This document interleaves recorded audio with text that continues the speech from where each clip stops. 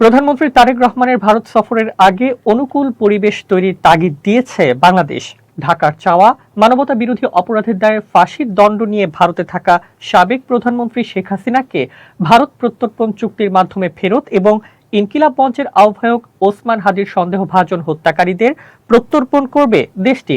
রোববার পররাষ্ট্র মন্ত্রণালয়ে এক সংক্ষিপ্ত ব্রিফিংয়ে পররাষ্ট্র মন্ত্রণালয়ের মুখপাত্র এ.কে.এম. শহীদুল করিম প্রধানমন্ত্রীর ভারত সফর নিয়ে সরকারের এই অবস্থান তুলে ধরেন। মুখপাত্র জানান, বাংলাদেশ ও ভারতের কর্মকর্তারা প্রধানমন্ত্রী তারেক রহমানের ভারতে একটি দ্বিপাক্ষিক সফরের সম্ভাবনা নিয়ে গত কয়েক সপ্তাহ ধরে একে অপরের সঙ্গে যোগাযোগ করছেন। তবে সম্প্রতি দিল্লিতে শেখ হাসিনার প্রকাশ্য মতবিনিময়ের ফলে এই প্রক্রিয়াটি বিঘ্নিত হয়েছে।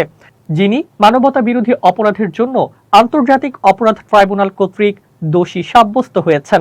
শহীদুল করিম বলেন, আমরা এই বিষয়ে আমাদের অবস্থান পরিষ্কার করেছি। আমরা মনে করি যে এই সফরের জন্য একটি অনুকূল পরিবেশ তৈরি করা প্রয়োজন। এই লক্ষ্যে আমরা ভারতীয় কর্তৃপক্ষকে অনুরোধ করেছি শেখ হাসিনা এবং অন্যান্য পলাতক অপরাধীদের প্রত্যর্পণে যেন আমাদের অনুরোধে দ্রুত ব্যবস্থা নিতে পারেন। তিনি বলেন, আমাদের দ্বিপাক্ষিক প্রত্যর্পণ চুক্তি অনুযায়ী শহীদ ওসমান হাদির অভিযুক্ত খুনিদের বাংলাদেশের হাতে তুলে দিতে হবে। আমরা তাদের প্রতিক্রিয়ার অপেক্ষায় আছি।